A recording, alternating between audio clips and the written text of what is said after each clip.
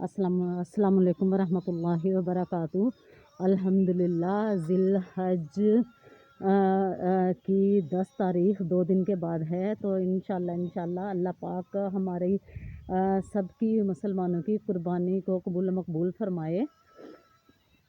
تو انشاءاللہ آپ یہ دیکھیں، تو یہ جو بقرہ عید ہے تو اللہ پاک کی طرف سے یہ ہم مسلمانوں کے لیے تحفہ ہے، ٹھیک ہے نا۔ تو یہ اتنا بڑا تحفہ اللہ پاک نوازتا ہے ہمیں، اور پھر یہ ہے کہ یہ ضیافت ہے، اللہ پاک قربانی کے گوشت سے مسلمانوں کی ضیافت فرماتا ہے، اور پھر اتنا ثواب اتنا درجہ کہ قربانی کے جو جانور کا بال ہوتا ہے نا، ہر بال کے بدلے اللہ پاک نیکی عطا فرماتا ہے۔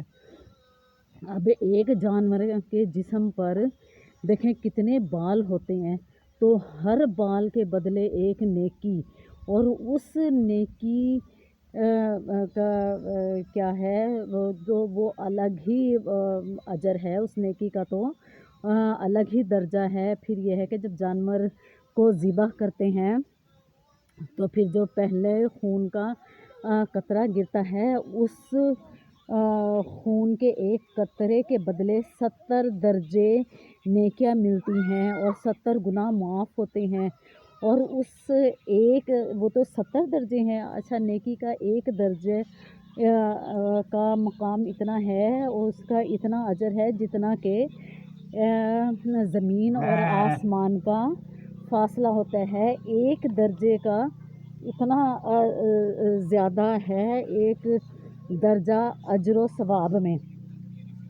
اب یہ پھر دیکھیں، اور پھر اللہ پاک 70 گناہ معاف فرماتا ہے۔ اور پھر یہ ہے کہ اب قربانی کا جانور جب ہم لیتے ہیں تو پھر سب سے بہترین لیتے ہیں، کیونکہ اب ہم نے وہ قربانی اللہ کے نام پر کرنی ہوتی ہے، اللہ پاک کی راہ میں کرنی ہوتی ہے۔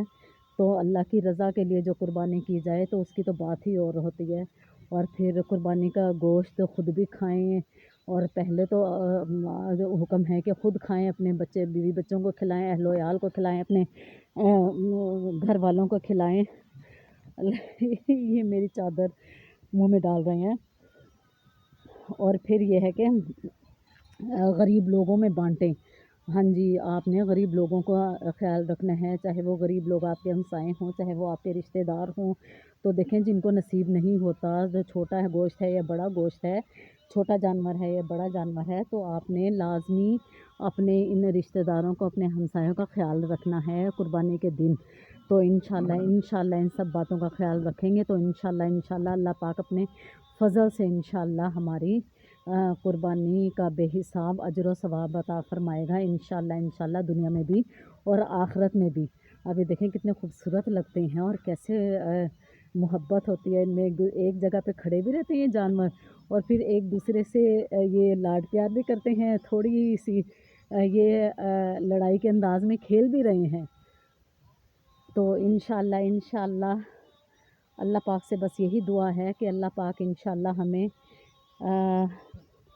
اس کی اصل روح کو، اصل مقصد کو پانے کی توفیق عطا فرمائے۔ آمین ثم آمین یا رب العالمین۔ السلام علیکم ورحمۃ اللہ وبرکاتہ۔